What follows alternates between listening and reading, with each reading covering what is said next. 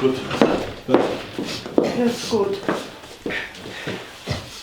Herr Doktor, ich sag's Ihnen, das ist nicht mehr zum Aushalten. Der Mann, der schnarcht so dermaßen, dass ich die ganze Nacht kein Auge nicht zumache. Ich mein, ich muss doch einmal wieder schlafen. Das kriegen wir schon. Ja, Da.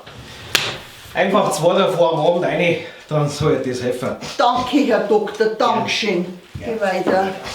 Für gut. Für gut.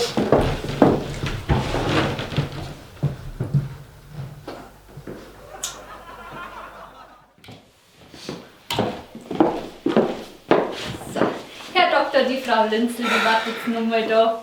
Frau Linzel, was gibt's denn?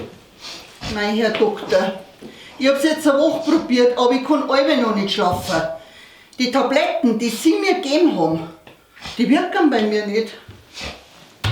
Welche Tabletten, Frau Linzel? Ich habe Ihnen keine Tabletten gegeben, sondern Ohrenstöpsel. Ach so? Ja, dann erklärt sich meine Verstopfung auch.